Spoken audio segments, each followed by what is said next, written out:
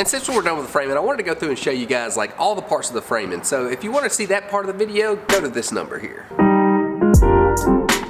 Welcome to another episode of My Game. Don't forget to like and subscribe as well as watch the video all the way through. Not because I asked you to, because man, we're unloading brick today. We got a really nice looking white brick going on this house, and it should turn out really sharp. I'm Clay Nelson. I'm a general contractor from Western Louisiana. I like to make videos. On this particular house, we're having Arkansas Stone supply our brick, but a lot of times we use Reston brick. But it just all depends on like who's got the brick that we want at a certain time. Typically, they stay around the same price, and they're both really good companies.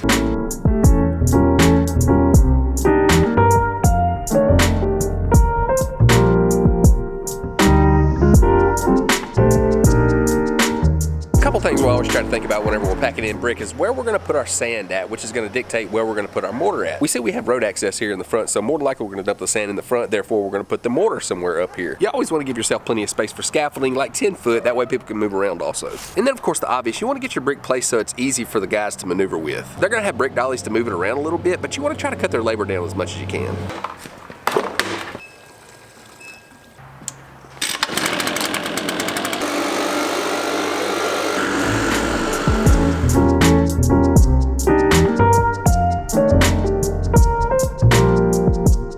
No sauce is cool. We got some ketchup at home. I love you. She rolled her eyes at me. I love you. She ignored me. Something I always do on this vlog is give taste tests like to different things, but most of the time it's things I cook, but today it's gonna be these Milano cookies, milk chocolate. Yeah. Pretty good. I was scrolling through TikTok and I think I've been taste testing things wrong my entire life. Cover all 9,000 taste buds.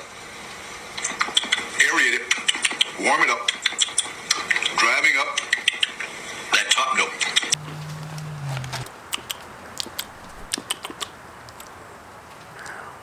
Wow, it's much better. And I also have a rotisserie chicken on the grill. I'm probably gonna taste test it like that later too.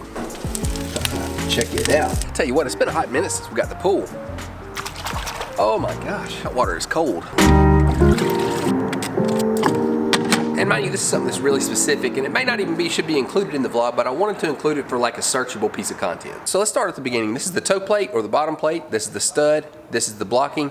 This is the top plate, and then this is the double out. Toe plate is always treated. Studs are typically cut to length and spruce. Blocking or fire blocking has two purposes. One, to stop fire if it was able to get into the wall cavity, and as well as strengthen the wall. The top plate is the first two before you see, and the second plate is the double out. And on parts of window framing, you're gonna have a seal, a cripple, and a header. Seal, cripple, header. And what the header does is it accounts for the studs that are missing in the space of the window. It helps distribute the weight of the roof and the rest of the structure. And the cripple supports the header. You can actually see it's just cut short and the header sits on top. What you're seeing there is a laminated beam, and you'll see that's pretty much all over the house. It's when you have a wide span and it's really supporting a lot of weight. Right here, here, here, here, and there are your ceiling joists, and those span to make the ceiling framing. The one befores you see in the ceiling are called stripping, and it's typically on 16-inch centers made to hold sheetrock. This is a corner. All it is two studs with blocks in the middle. Corners are put in to add strength as well as catch the inside and outside of the sheathing, whether it be plywood or sheetrock. Now for the parts that make up your roof structure. This is the stiff back. This is two 2x4s put together made to hold the long span of a rafter. The stiff back is held by a rat run which spans across the ceiling joist. This is a rafter. This is what your roof decking nails to. And all the way at the top right there, that's a ridge. That's where your rafters meet. And if you look out across there, you're gonna see a lot of other 2x4s that are just kind of webbed in there. That's all called bracing. Kind of hard to see this right here, but this is called a valley rafter. This is where two valleys come together, and the valley rafter supports where the two valleys come together. And the roof rafters that come into the valley and have a compound miter cut on them are called jack rafters. And the last thing is a hip rafter, and it's the same thing applies. All your rafters that meet the hip rafter are called jack rafters also. And on the outside, this is what will eventually be your cornice. This is the rough fascia, this is the brick frieze, and under there is the rafter tail somewhere. And on the gable end, you're gonna have your lookouts, rough fascia, and this is also gonna be cornice. Keep in mind, this is a brief rundown of the frame of the house. There's a lot more pieces and parts that I didn't mention. Also know that different people in different areas call a lot of this stuff by different names. That has been another episode of Clay Cam. Don't forget to like and subscribe. We'll see you tomorrow.